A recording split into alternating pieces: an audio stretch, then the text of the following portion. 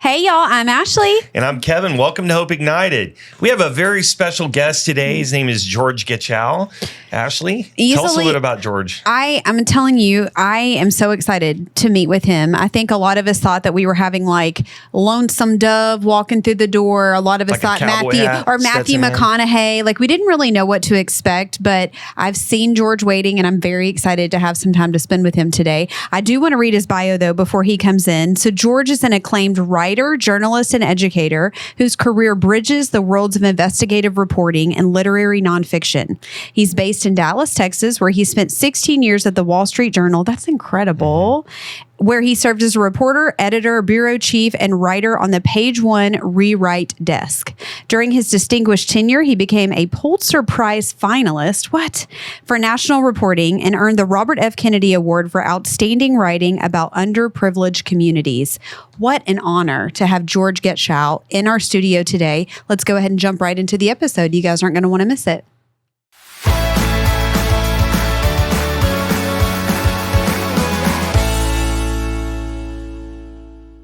Very exciting guest today. Oh, we're so excited. We have, I almost did that wow thing again that we did in the last episode. Big wow guy. The Owen Wilson thing. No, this is fantastic. Please put your hands together for our amazing guest, George Getschow. Did I get that right? How many times in your life have people gotten that wrong? Most of the time they get it wrong. Hey, I just want to say thanks for getting the memo. We're dressed alike today. Yeah. You look Black. good. Good. You look so good. do you. Yeah, thank you. I appreciate As that. she said, in honor of the literary world, she was going with a dark, what did you call it? Like an Edgar Allan Poe. But I mean, it fits. Perfect. It's It's Halloween. literary. Yeah, Very exactly. literary. It's very literary today. Great It was minds. nice to be able to wear sweaters. You got your turtleneck on, George. Yeah, like it's the cold. Sweater fall weather. is here. Sweater weather. Are we gonna get rug pulled on it? Is it actually the fall? It seems like it. It's Texas weather, huh? Wow, it's crazy. You never know. As somebody, though, originally from Chicago, do you just laugh at this when people are like, it's so cold, it's windy? Yeah. People complain, and I say, go back to Chicago, and then you'll know what real cold's all about. Yeah. We had a chance to briefly talk about this before the show started, but I think it says a lot about you that you're a Cubs fan and not a White Sox fan. What part of Chicago are you from? Well, I actually grew up in the suburbs, Glenview, Illinois. No, exactly. Yeah, it used to be a farming area, and I actually grew up on a dairy farm, believe it or not. And I learned one time how to milk cows, and the cow kicked me, and that was the end of my dairy career. You got to get right back on that cow, you know? Isn't that the old saying? Get right back up on that cow. Catastrophe. Utter disaster.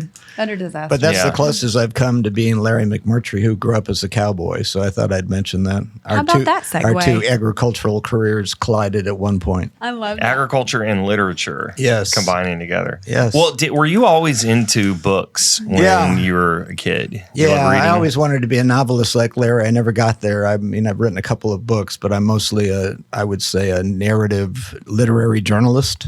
And I've gotten to know some great writers. I ran a conference called the Mayborn Literary Nonfiction Conference for many years, brought in writers like Gay Talese and, Tom Wolfe, writers of that caliber. And it was an international phenomenon, actually. It was held in Grapevine. It was part of the University of North Texas. And it's through that program that I got to know Larry McMurtry. Yeah, the great Larry McMurtry. We're going to talk about Larry in a moment because your paths have very much merged with his.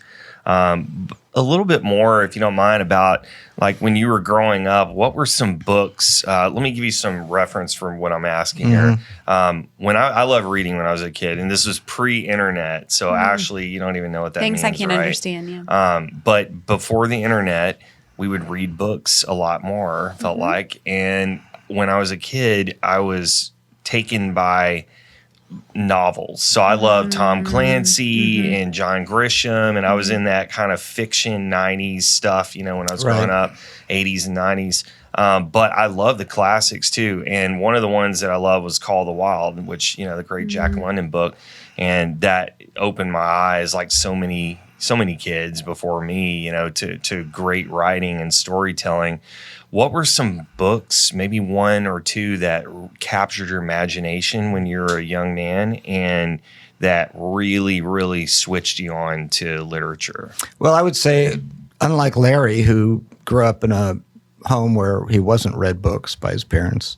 I was read books. So I was, introduced to Dr. Seuss and all the sort of as a young baby, really, through teenage years. But starting in my teenage years, like you, I fell in love with Jack London and Hemingway and even Upton Sinclair and writers of that caliber. Like The Jungle. That was fascinating. Exactly. And these were books that took me into different worlds that I couldn't even imagine, growing up on a dairy farm in Chicago and then being able to leap into these exotic, romantic, wild, crazy worlds that were created by these authors, just as you said, captivated me, and I never stopped reading. I'm a lifelong bibliophile for sure.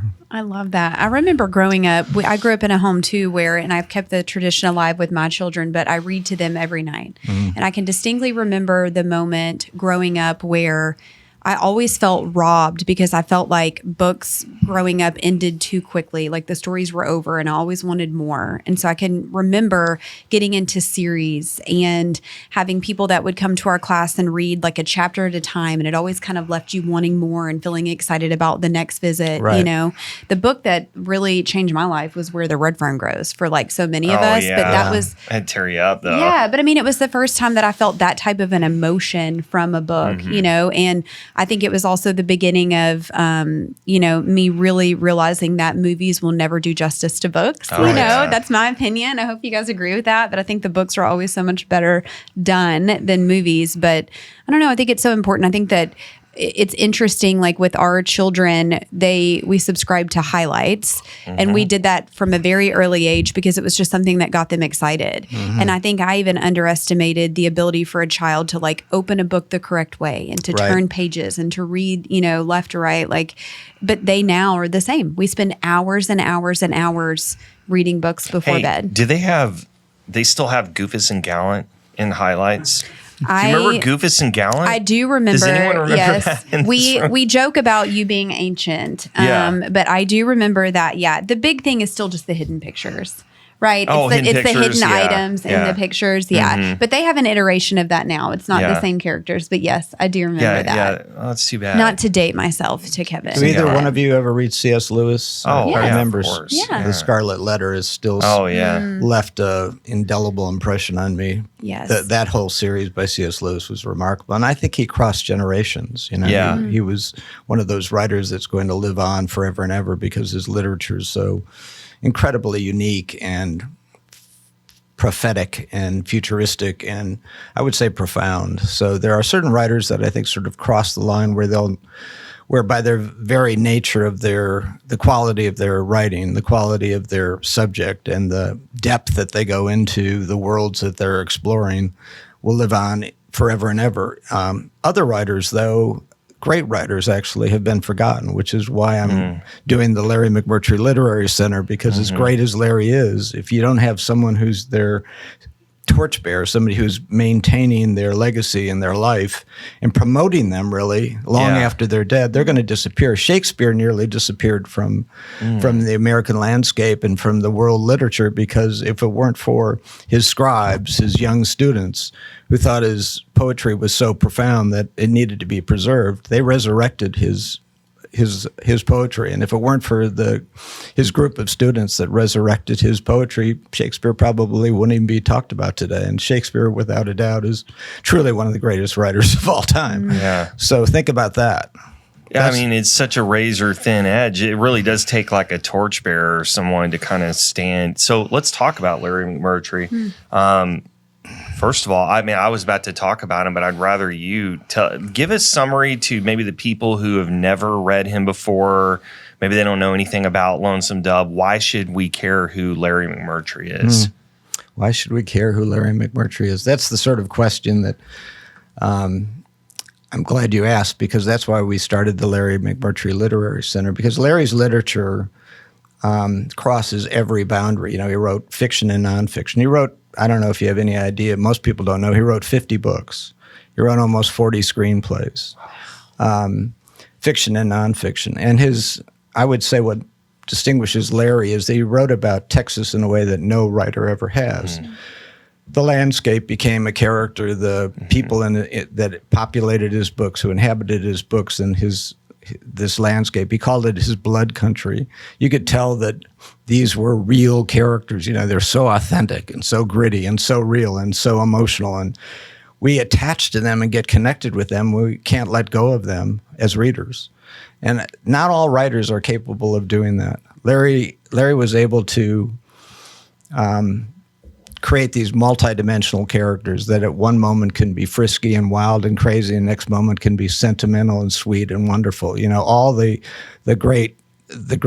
I would say he was able to create these characters that embodied who we are, and so we identified with them, whether you're a man or a woman. The other thing I want to say quickly about Larry that distinguished him from any other male writer is that he wrote about women characters in a way that women say, man, there's no woman writer today or any time that could write about women and the issues that women face as well as Larry did, wow. Which I think is really profound. Wow. What do you attribute that to? Or what, like? He was fascinated with the complexity of, he thought men were simple, a little bit profane, and kind of stupid. He's so. I love him. He's my favorite. Author. Yeah, a little shallow. Let me put it that way. Yeah, call me Larry. Yeah. But with women, he thought they were deep. He wanted to understand women. He had a kind of a weird relationship with his mother and his grandmother, and I think it was through his writing that he really tried to explore the dynamic relationships in his famous book, Terms of Endearment, which is probably the most, I would say, the classic book on cancer, on breast cancer and women, the issues that they face. He didn't write that for purposes of educating the public about cancer, but he wrote it because he was intrigued with the complex relationship between the mother and the daughter, and that dynamic, which is a pretty is the sort of thing most men wouldn't take on. He did, and that's why he wrote the book. And those two characters, Emma Horton and Aurora, her mother, Aurora Gateway, the way he explored that relationship is, if you haven't read Terms of Endearment or watched the movie, I would say that's a book that people don't talk about. They talk about Lonesome Dove, but Larry thought it was his best book. He loved it, and his favorite character was Emma Horton, the woman who died of terminal cancer. Sissy Spacek, or who was that was Deborah Winger. Deborah Winger, that's it. Yeah. What is your favorite of his books? Well, that's one of them. Okay. Of course, Lonesome Dove is a book that you cannot. If you're a McMurtry fan, you're going to have Lonesome Dove on the list. Yeah. My favorite book is probably Horseman Passed By, his first book. And the reason it's my favorite book is it's autobiographical. Larry grew up as a cowboy, and he knew all the reality and the harshness and the difficulties of being a cowboy. He was thrown off his pony, dragged through mesquite brushes on the ranch, nearly drowned in the Little Wichita River that ran through the ranch. He had all kinds of calamities as a cowboy. So he had read some of the portrayals by Max Brand and the sort of pulp fiction cowboy stuff, the Lone Ranger stuff, and these romantic portrayals of the American West and the cowboys and all of that. He said, that's not what the life is like. So Larry was realistic. His whole ambition as a writer was to debunk the myths surrounding cowboy life, the romantic portrayals of cowboy life. He wanted readers to know that the life is a harsh life, it's a difficult life, it's a challenging life, and he knew it because he grew up on his grandparents. You asked me about my favorite book, and let me get back to HUD. That's why it's my favorite book. It's gritty, it's real. And it's autobiographical. The characters in there are all characters that Larry grew up with. The main character, the grandfather, this venerable rancher who's trying to save his ranch, was Larry's grandfather, William Jeffers. And Larry is Lonnie in the book, who's kind of this dutiful son who's trying to help his grandfather. And it's set on Idiot Ridge, which is 18 miles south of Archer City, where Larry grew up on this ranch. So it's a real setting, and I've been there for years and years, spent a lot of time on the ranch. And so I guess that's why I feel connected to that story more than anything. And then, of course, it was turned into a movie starring Paul Newman, and it's a great movie if you haven't seen it. And that's what sort of catapulted Larry's career. So I guess that's why I'm connected with that, because it was that book. It didn't sell many copies when it first came out in 1961. But when the movie came out, then it exploded, and Larry's life career as a literary figure just blew up. He became he became famous from that first book. Do you think he was proud of the adaptations of his book to the big screen? Not in every case, but oddly, this is interesting.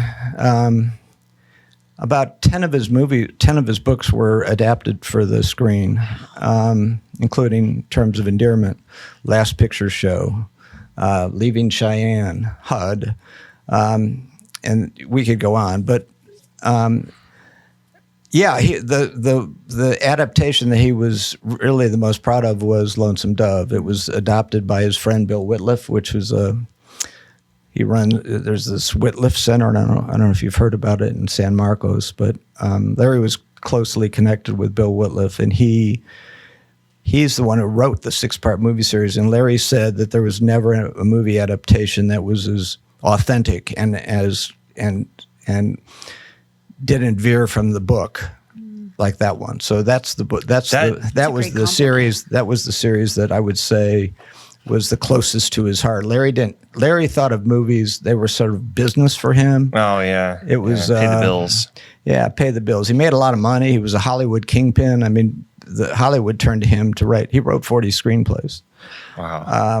He was a movie marvel, actually, but it wasn't what he wanted to do. He just did it for money. Yeah. Quite frankly, it was not his book collecting, accumulation was Larry's passion. That's the thing he wanted to do more than anything in life. So he was a book collector. Oh my God. How many books? So I think that leads to kind of like what you're doing and I guess how you're involved with him, which we want to hear about that. Tell us a little bit about how you got involved in his book collection. Yeah. Well, my relationship with Larry began when I was running the program I told you about earlier. The University of North Texas ran a national narrative writing conference. It was called the Mayborn National Writing Conference, and it was a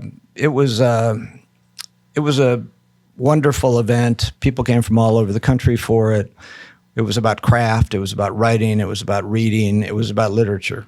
And we decided to set up during that conference period, starting in 2005. We decided immediately to set up shop in Larry's backyard, which was Archer City. So we set up a master's class there in Archer City with the idea that what better place to learn about writing and about reading and about literature than from the master himself, Larry McMurtry. So I was sent there to sort of create this program in Larry's hometown, and I'll never forget walking into his bookshop, and Larry was a graduate of the University of North Texas. Oh, shout out. What is it? War Eagles or something? War Eagle. No, that's Auburn. No, you're right. It's like Talon's out. Talon's or out. something. Green. Right. A hawk. I don't know. What is Cyclone. Eagles? Caw.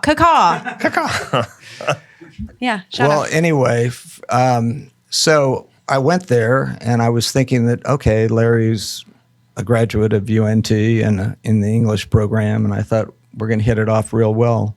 So I walked into the bookshop, booked up, this internationally renowned bookshop, and Larry was pricing books. And I said, hi, I introduced myself. I said, Larry, I'm here to talk to you about starting a writing program in your hometown, and you're a graduate of UNT. Would you be interested in mentoring a group of master's students, the best students we can bring? He said, heck no. I want nothing to do with academia.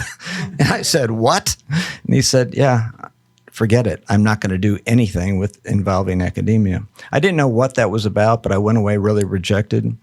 We went ahead and ran the class anyway, a month-long class in Archer City, his hometown. So it's you got the city, yes. Everyone's there, and the guy is just, did you see him in town? And I saw him in town, this is awkward. You're at the deli. It was a little awkward.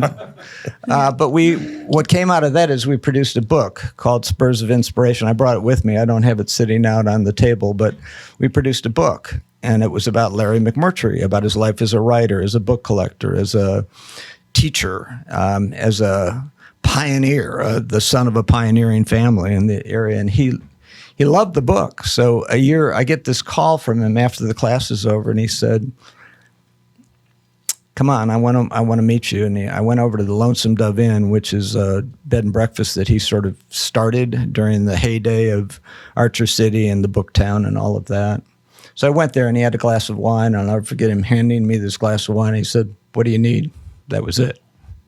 So from that point forward. So your book was the introduction that earned the right for that. Exactly. Basically. He needed to see you had skin in the game. He needed to know we were serious. Where you were coming from. Serious writers who were going to produce serious literature. Yeah. And so he was pretty, it was a turning point in our relationship for sure, because we had no relationship before. Wow. Yeah. You got to write a book to get to know somebody. Well, you had to earn, you really did have to earn earn the right. That sounds strange. I would say Larry appreciated people that cared about literature. Uh-huh.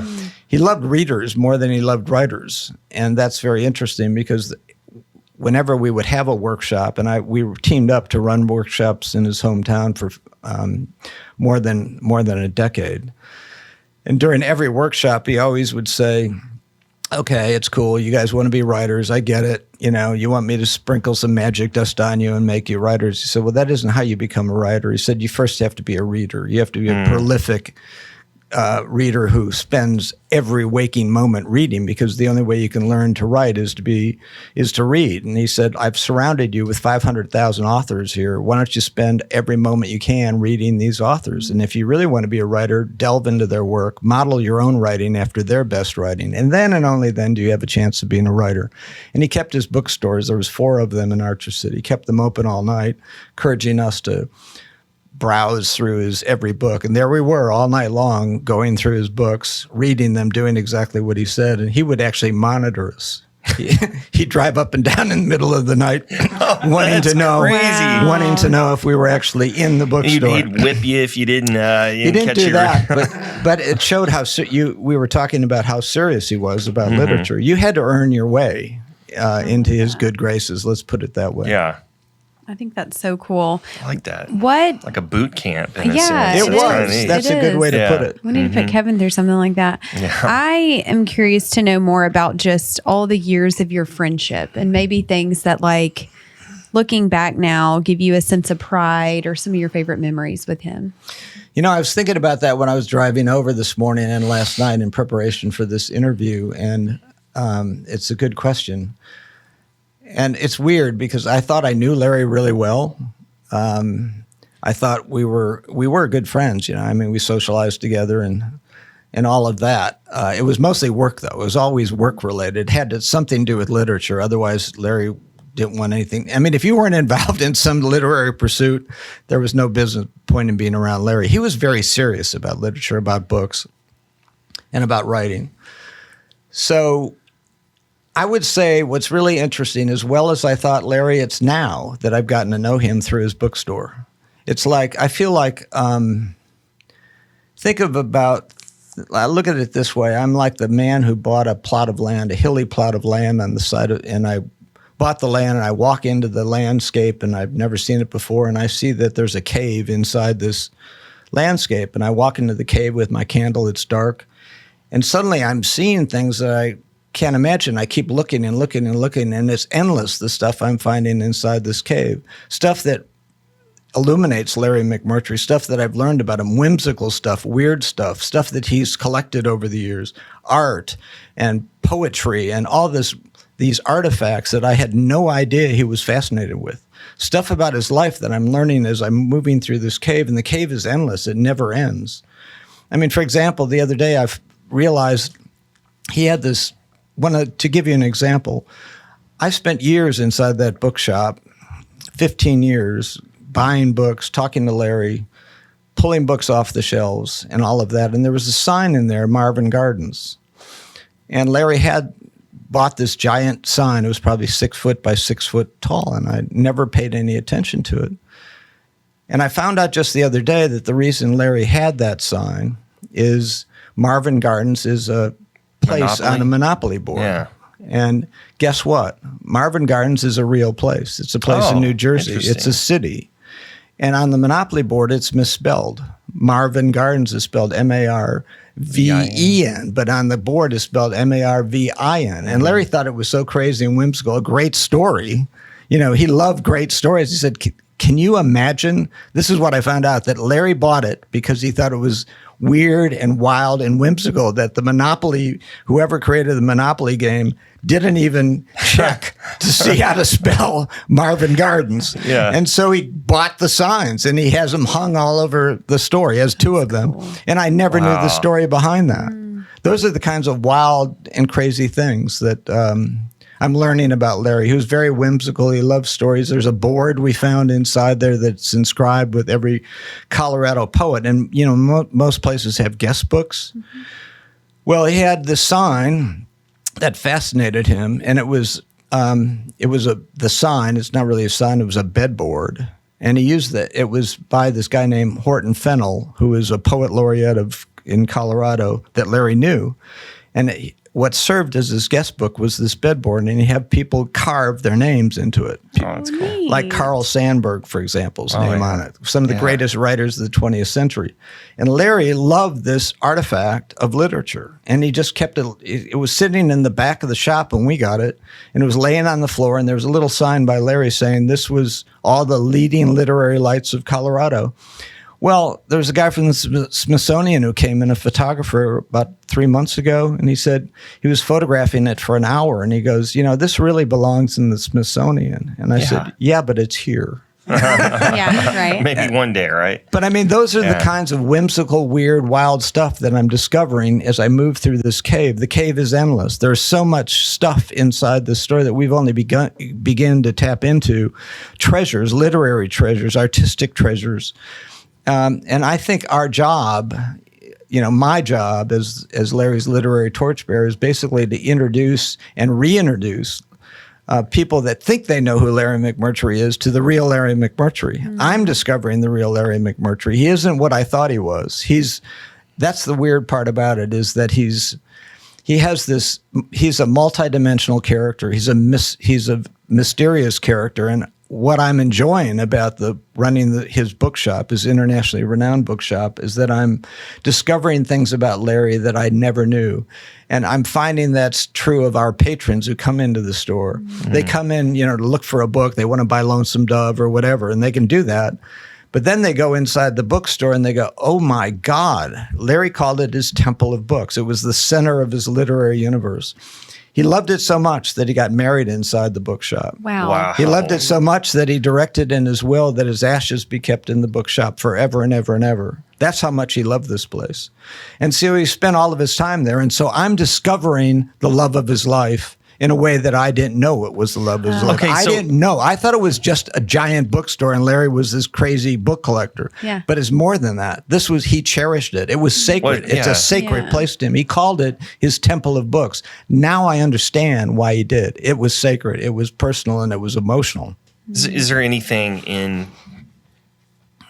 5 years ago is when he passed? Is that what I heard? 23. In 23? Yeah, okay. March of 23. So that's only 2 years ago. Okay. I'm sorry, March of 21, not 23. 21, okay. Sorry. So 4 years ago. Well, in that time, and as you are now, you're fully involved in this project, obviously, and this is your life, and it has been for a while. But has there been anything, as you've been coming across all these various artifacts and things, treasures from him, that you really wish you could ask him about? Oh my God! Yeah, from the grave, so to speak. Every day. Like what? What's a haunting question that you wish you could ask him right now? Well, I mean, can you think of imagine this? I'm pulling off books off the shelves, and I'm looking at books that I hadn't paid attention to before during his lifetime. Before, when I'd go in there, I was looking for books about a book that I was writing, for example. Now I'm in there curating the books, pricing the books, trying to organize those books in some sort of fashion. And I realize every time I touch a book, every time I move a book, it's exactly what Larry would not want me to do. Why not? Because Larry had this organizing principle that he called his organizing principle idiosyncratic, whimsical, completely disorganized. He did not want to have a Dewey Decimal System. He didn't want people to come into a store and know where a book was. He wanted people to be scavengers. He wanted people to be inquisitive and to prowl around. If they came in looking for a book, instead of saying, well, you can find it on this shelf, 4th row down, whatever, He wanted people to forage for books. He wanted people to fall in love with books the way he fell in love with books. Remember, what people don't understand, and what I didn't understand about Larry McMurtry until I began running the Literary Center, is that he became a writer by surrounding himself with books. That's how he became a writer. He first became a reader. This book was the seminal moment in his life when we hold that up there. Yeah. Where look at the camera. Yeah, there you go. Pull it in towards you. There you go. Sergeant Silk, the Prairie Scout. It's about a Canadian Mountie. It's a young boy's adventure book. And it was one of 19 books that a cousin dropped off when he was returning from World War II. And these books, this box of books that was dropped off at his house, became the seminal moment in his life. Why? Because it changed. He decided at that point, after he started reading these books, that he no longer wanted to be a cowboy. He wanted to be a reader. Reader first. And in fact, when he was 61 years old, you know what he said? When he began moving books he had bookstores. He was a bookseller for many years in various towns, and we can talk about that. But he said that 61 years old, he had written so many, blockbuster novels, screenplays, and all of that. He said, I essentially see myself as a reader, much more than a writer. He said, reading is why I was born. Reading is what I want to do. Like a vocation in a sense. Everything. It meant everything to him. Reading was everything. And he always valued readers that would come in. Like I said, when we would be in the workshop, he said, fine. You want to be a writer? I don't care. That's fine. I'll help you.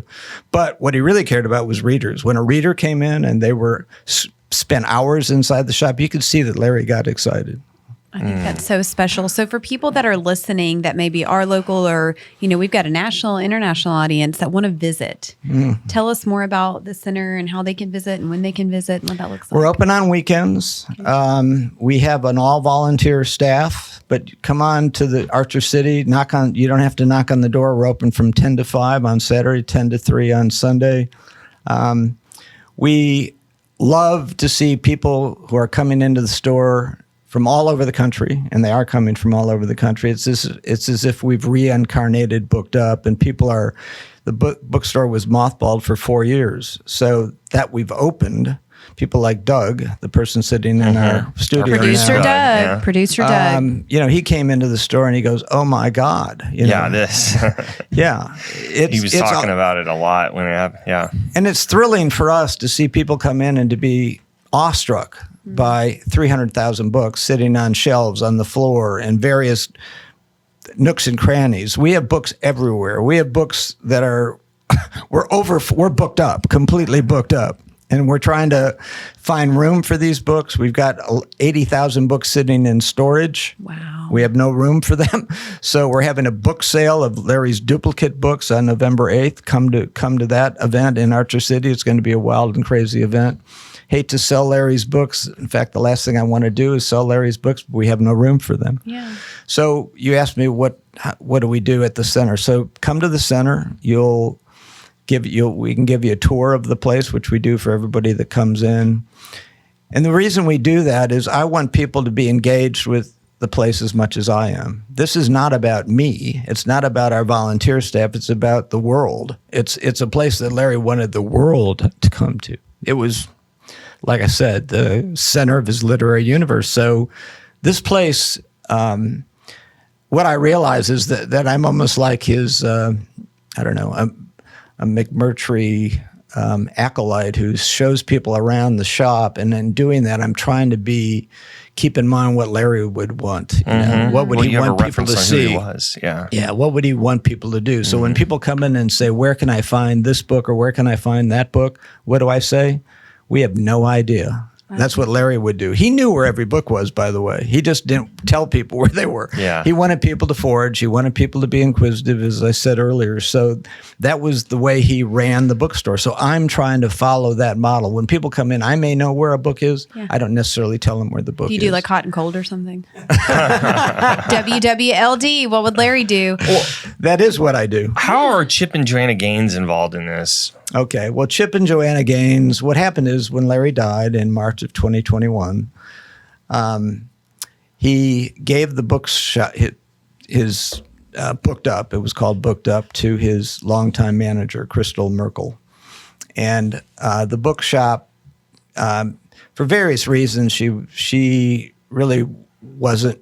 She didn't want to continue to operate the bookshop, and she was looking around for a buyer. And Chip and Joanna came by, and they needed 20,000 books. They thought, I'm sorry, not 20,000, 10,000 books for their new hotel in Waco.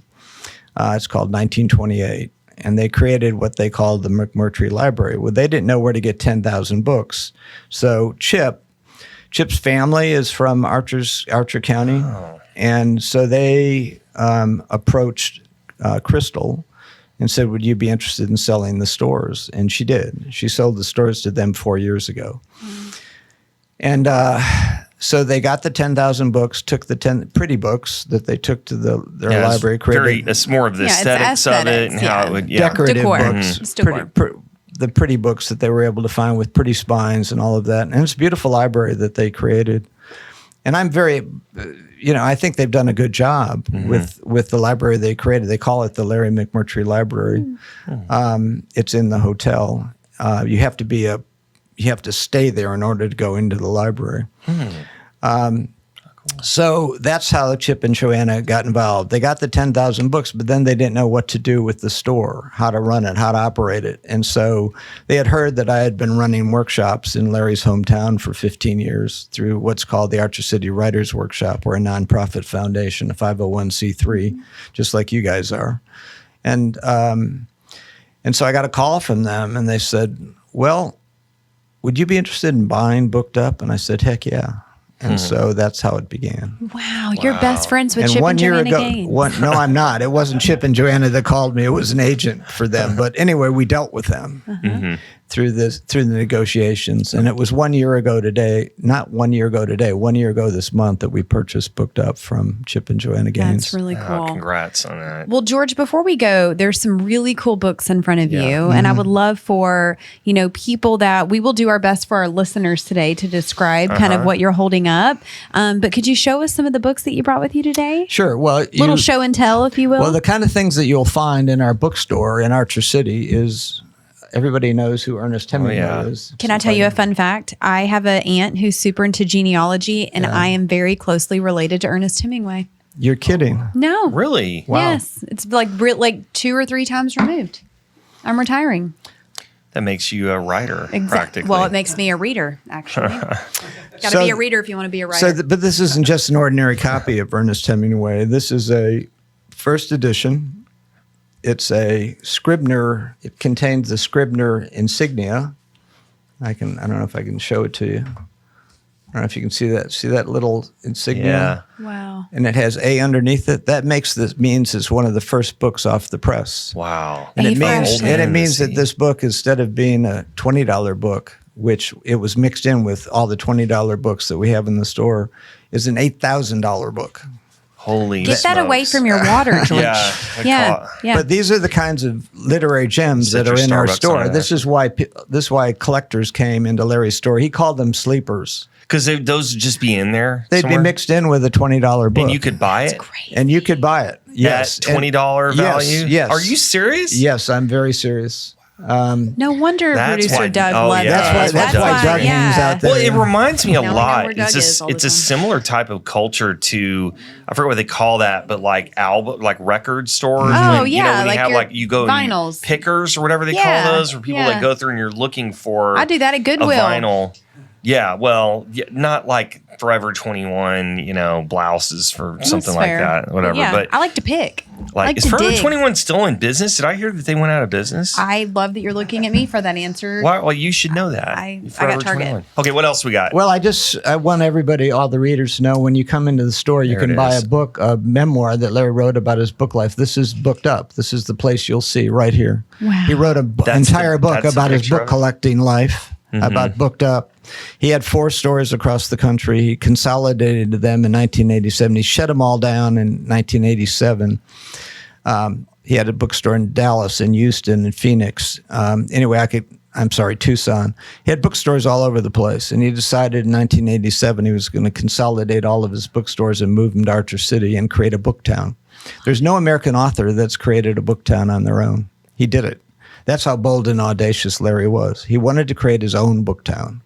And so he brought all the books to Archer City, and these are incredible books. I mean, these are rare, collectible books, special books, books that are out of print, first editions that you can't find anywhere else. And so he's created this literary castle filled with these treasures everywhere, and that's what we have. And so that's why people are coming into the store and they see all these books and they go, oh my God, they're awestruck. They're stunned to find this temple of books filled with all these treasures. And if you want to talk to somebody about that, Doug can tell you all about it. We have to go. We have to do a field trip, like a Hope Ignited field trip. Yes. I do want to mention this book. This is the 40th anniversary edition of Lonesome Dove. And I mentioned this book because Taylor Sheridan has a foreword in this book. And Simon & Schuster published this book, just came out a few months ago.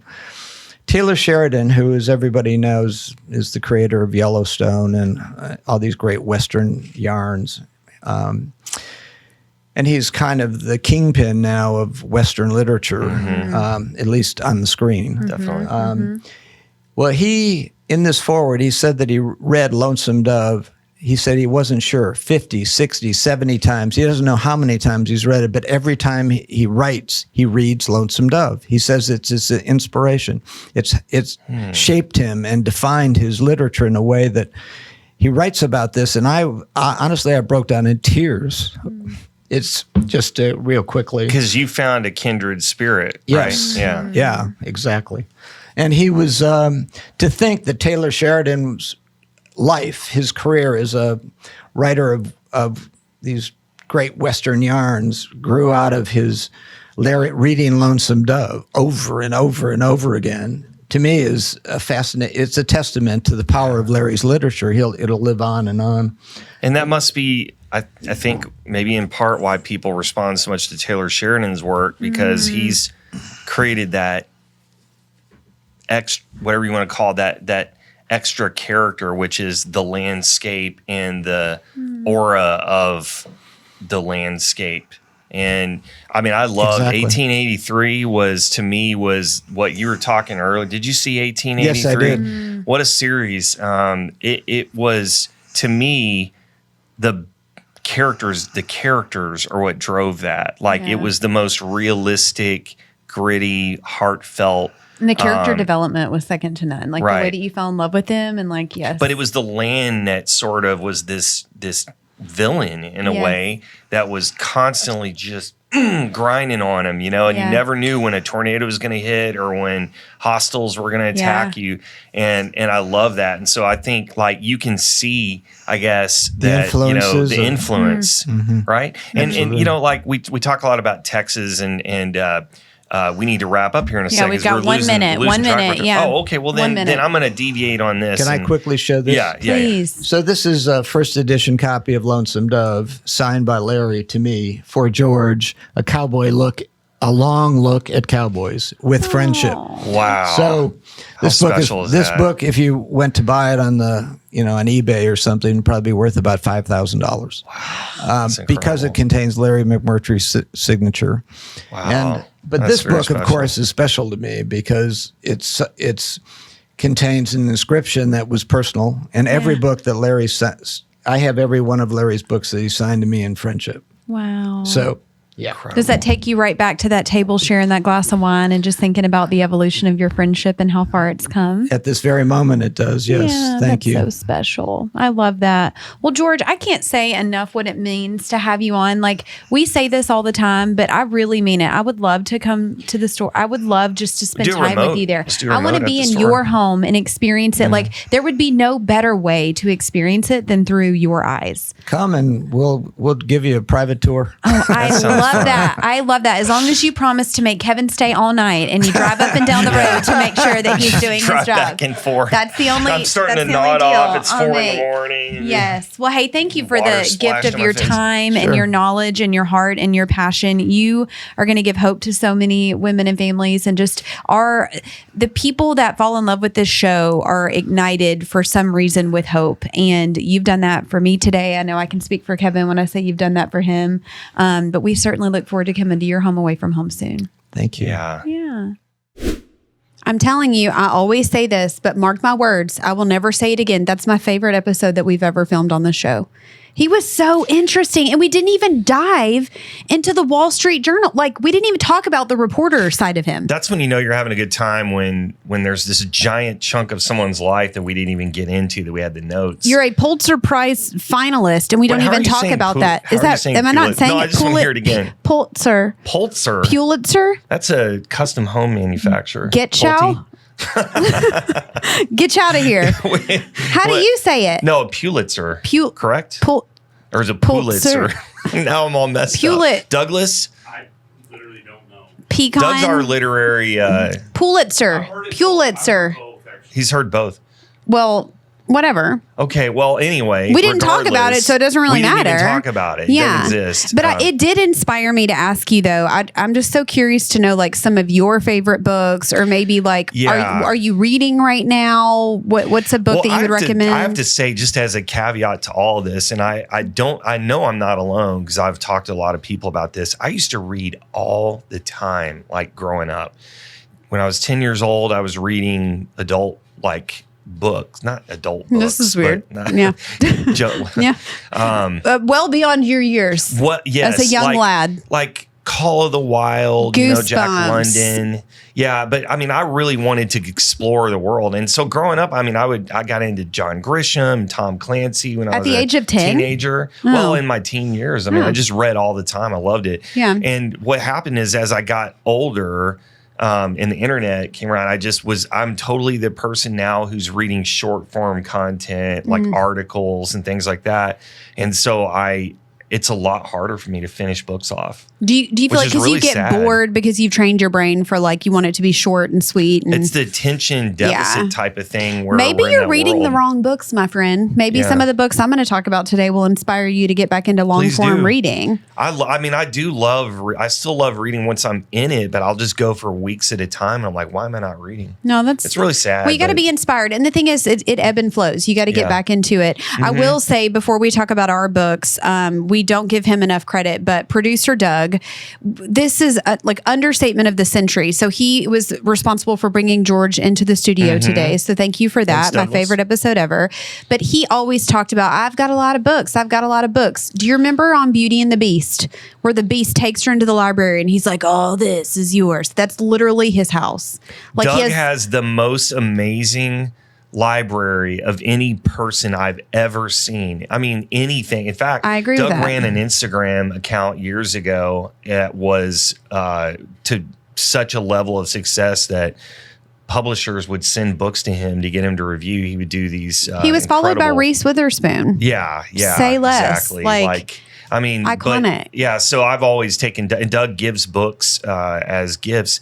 What that was so interesting about George, I think, in him talking about really the philosophy that Larry had about collecting books, and they were a reflection of his personality. And, like, you know, the people that own these giant libraries, it's not just like, oh, I've read every single one. In many ways, it's like owning this piece of the world's history or something, you know, and it's reflective of their personality. And I thought that was really interesting. So in that light, I think books shape us and make us who we are in so many ways, because it's what opens our mind. So we were just going to kind of see, like, what books have shaped you. First of all, audience, that's a question for you, is what books have shaped you into the person? Maybe they came at a certain moment in your life where you were exploring something, like a new, you know, you're just at a junction in your life where it made a big impact on you. Yeah, and if it's like a Christian Grey book, if it's we're gonna say the Bible. Well, we went two different directions there. Like, you know, yes, the Bible, but also you can comment as anonymous if it's like a book about Christian Grey. Just throwing that out there. Yeah. Okay. That's comical where we went at the exact 50 same time. Shades of Black here today. I would like to redeem myself by talking about my books now. I'll just start by saying I am in a book club. And it's, well, sort of. So it's my Bible study. And a big piece of what we do is we do books. And they're not always like Christian based or religious. But the book that we're reading right now, and I say that loosely because, can you see this okay? They are on chapter 3. I'm going to speed read over the next week and catch up with them before the next time that we meet. But it reads like it's going to be very influential in my life. Get out of your head, stopping the spiral of toxic thoughts. My current toxic thought is how I'm going to catch up with all of them because I'm behind. I also am a huge Bob Goff fan. So I know that a lot of people are like, oh, I've read every Bob. I have literally read every Bob Goff book that's out there. Distracted is one of my favorites. It's basically just like how to live your life undistracted by focusing on things that really matter. Everybody Always is one of my all-time favorite books. It's about the perspective of like, you know, it doesn't matter what somebody's background or their title, their net worth, whatever it is, that you have to treat everybody with love and grace always, and about how hard that really is. And one of my favorite things about Bob Goff as an author is that he's just a storyteller. And if you've ever had an opportunity to see him speak in person, the way that he speaks in person and the way that he talks to people one-on-one is the way that he writes as an author. And you just feel like I can hear him laugh whenever I'm reading his book. And he writes through stories. He literally is just telling stories about his own life. And some chapters are incredibly interesting. And you're like, there's no way in the world this happened and that this could be real. And then some chapters are like, well, that was kind of like a typical Tuesday for me too. But that's why he does it so well, is because he's a very honest writer. And it's just, he's so profound. I also am doing his, like daily devotional right now. That's really good. That would be good for you because again, it's like that short form content, but it's just enough where he can leave you to say, if you want to know more about this, go check out. And I love that piece of it. Well, that's interesting because Bob Goff is someone that I have friends that know him really well. And I remember hearing about him a lot. I might have even been on a trip with him at one point. I'm trying to remember, but he's one of those influential people that like you just kind of start talking, like Henry Cloud. Henry Cloud is a friend of ours. He's actually been a supporter of NBCF, and Dr. Cloud, who wrote the famous book Boundaries, that was one that from a nonfiction perspective, like that one significantly impacted me and helped me understand how to set healthy relationship boundaries. Just the concept alone. It's really interesting because I think there are a lot of people that don't like to read unless it's nonfiction and something that's self-improvement.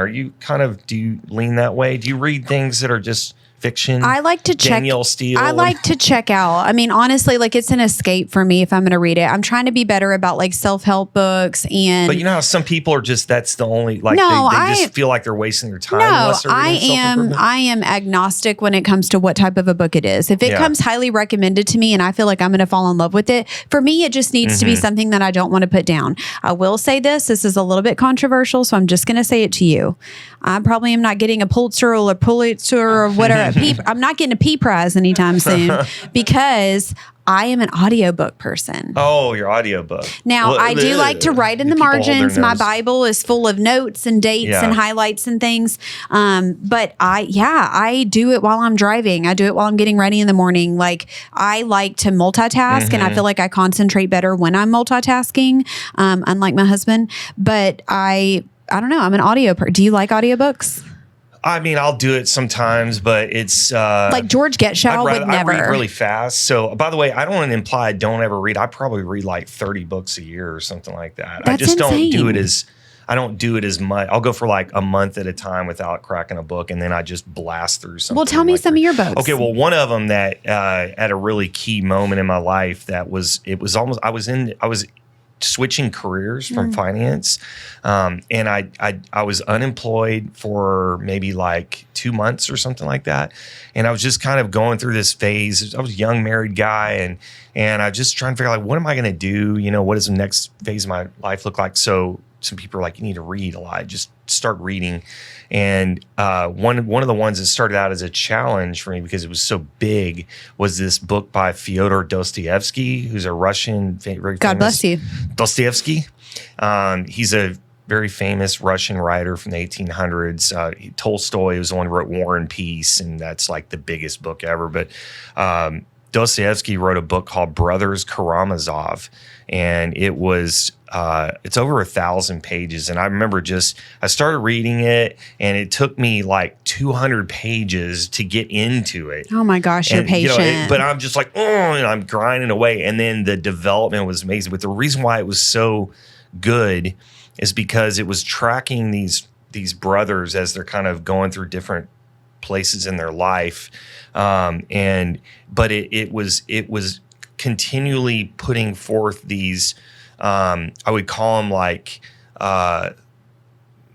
deep existential crisis type of thoughts in places where people were, where you got to get into their head. Dostoevsky is so good at getting into someone's head. Like one example is there was a person who had a crime that he had committed, and it wore on him for his whole life. And you saw the impact of carrying that secret sin in his life and how that manifested in changing him from the inside out. And it was the most profound, empathetic, like I went from being this like 21-year-old white kid from Abilene, Texas, who had no idea. Like I just had a limited view of the world to going, oh, there are other people that think completely different than me. And I think any book that can get you to get out of your head and start to understand what it's like to walk in someone else's shoes is a profound and wonderful thing to do. Couldn't agree more. Yeah. That was not what I thought you were going to say. What's another one? Do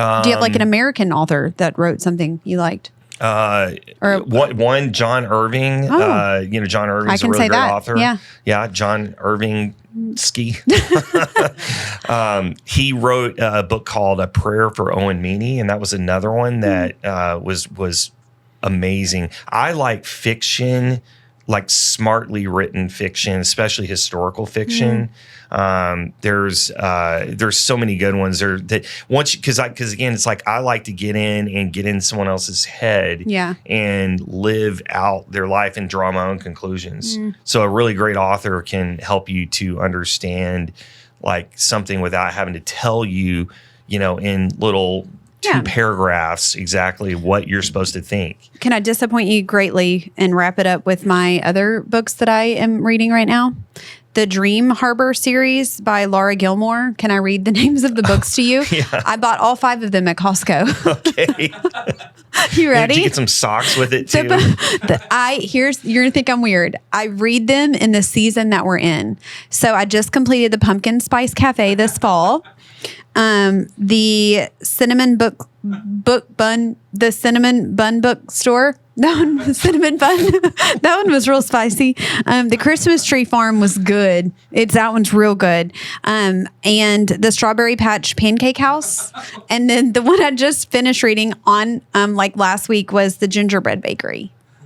Wow. I don't know how profound that is. The Star Spangled Fiasco. Yeah, I don't know how many other little stories she's going to come up with, but President's Day Surprise. George, make me a better reader. George. Well, I mean, if you like it, you like it. That's the thing, right? It's who doesn't like the cinnamon bun bookstore? Producer Doug, I always laugh about this. He's again, he reads a crazy amount every year, and he's a very intellectual man. But his favorite movie to watch is when he wants to just unwind is Joe Legally Dirt. Blonde. Joe Dirt. Or same thing. And it's the dumbest movie ever. And then Joe Dirt too. He said, and you like Ernest Goes to Jail. Ernest Goes to Prison. Everybody likes Ernest movies. It's fine. Well, it's okay. It was also super fun. That's fair. It was fun to hear about George's Texas roots and through Larry. So give us just a quick second. We're going to get set up for a really fun Texas Towns trivia game. Texas Towns trivia. Say that 10 times fast. Texas Towns trivia. Getschow. So here's what we're going to do. We are going to pull names that producer Doug has put into this bowl. We have no idea what they say. He likely doesn't either. But we are going to pull them out, and the counterpart is going to guess if it is a real Texas town or if it's a fake Texas town. Because there's some crazy Texas town names. You guys know that. Per usual, it's a competition. I look forward to beating you. Let's get started. Okay, we're going quick here. All right, here we go. Real or fake? Oh my goodness. Do I say it how I think? That's part of the joy of it is you have to say it how your Louisiana Do we have a bleep button? heritage will. Dumbest? Dumas? It's real. It's Dumas, I think. Dumas, Texas. I think that's a real town. Okay, keep going. Okay, that's correct. Doug said correct. It's your turn. Okay. I'm sweating already. Bug tussle. Fake. It's fake. Good job. Ding dong ditch. Ding dong ditch. Real. Thank God. Come on. Thank God. Okay, it's fake. 0. It's Ding fake. Dong is a real town, but Ding Dong Ditch. So I Ding give the dong. point to Ashley or just nothing? No, I just don't give her anything. I'll take your no point. I don't give her anything. Okay. Bluebell. True. Yes. Real. False. You got tricked. That was a Where's the trick ice cream one. from? Bluebell is an ice cream, but it doesn't mean that's the town that it's from. Hoop and holler. False.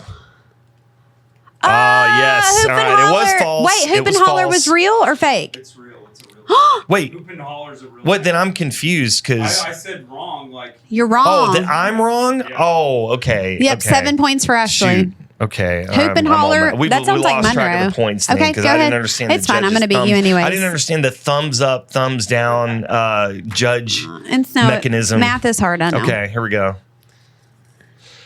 Oatmeal. Oatmeal, Texas. Real. Yes. It's real. Okay, Ashley gets a point Okay. there. Grandma's boy. There's no way that's That's real. literally False. your tattoo. False. Wait, Ah. so does that mean It's real. false. it is Oh, false? okay, okay. See how that's confusing? It's really Grandma's man, as Doug's you thumb. called Doug a That's a man during movie this episode. that Doug probably likes. That was Yeah, a movie from Grandma's the 90s. boy. Okay, Wheeler. It's real. It's Yeah, real. that's It's a real. Willie. It's That's Willie not even Wheel. hard. Come on. It's Willie Wheel. Dime box. Dime box. If I had a dime. Daryl Dimebag. I had I a dated time. Daryl Dimebag from Pantera's cousin. for Wow. a little Glad bit. there was an extension to the How about that segue? Dimebag Daryl. This dime box. Shout out to Amanda Abbott, wherever you are. I wouldn't say a date. Well, now that she might see this, did we date? I don't know. We I had hope she interest for a watches minute. this show. We call she her had the a coolest Dante. house. She had a pool, an indoor pool in Abilene. Like, who has an indoor pool? Amanda Abbott. So we always wanted her to bring tell us when Daryl was back in town so we could come. Yeah, that would have been a good idea. Dime Let's go box. drink some whiskey when we're 17 with Dimebag Daryl in the indoor pool. I dated cabana. Daryl from Pantera's, the backup drummer, Amanda Abbott's cousin's sister. Yeah, let's do a little flow chart on that. All right, so Dime box, real or fake? Dime box, real. Yeah, it is wow. real. Dime box. We're tied back up. That's in Northeast Texas. Dylan. Yes, real. False. Also- Okay. False. Oh, rude. See, that was a good one, Doug. Arlen. Yes. No, it's not. That Where did you? sounds He made fake. these names up. Wow. that is fake. S and G's. Real. So I'm not saying the whole thing out, but okay. Now Doug just I gave you the trolling us. benefit of the doubt there because I thought it was Okay. weird. Okay, here we go. So you got that point. T Witty. T Witty, Is it Twitty? Twitty, It's either Twitty. it's either T Witty or Twitty. Either or. Which is Kind of like Conway Twitty. Kinda I'll like- say real. It is real, and Conway Twitty's named after that. Oh, wow. but There we had go. it been T And Witty, more importantly, folks, because I know y'all want to know this, we're tied up 4-4 going the way that into you the think end. his math is right. Here we go. Wow, here we go. Love it. Real. Lyle's hometown. False. Oh, folks, I got a chance to win this, okay? It's 4-4. We're going down to the last one. Here we go. Dallas. No, I'm kidding. Noodle. Noodle, Texas. Oh, folks, what do I do? Please comment below. T Witty. Lock it in right now. T Witty. Pause the video and lock it in. S&Gs. Noodle, Texas. Is that correct? S&Gs. What does my heart say? My heart says My heart says you know it. no, false. It's a real town. Oh, no! No! Slam dunk the man. fun. All right. Well, guess what? Tie game. All right, we tied. Tie game. That's disappointing. Well, folks, thank you for sticking around. If you stuck around, you're a real fan of the show. Yeah. But we thank you, Amanda Abbott, for sticking around. We really appreciate you watching and listening today. I know. Hey, I dated an Amanda that became my wife. It's still happening. All right. Well, we're going to T-Witty our way right out of here. We look forward to seeing you guys on the next episode of Hope Ignited. Noodle.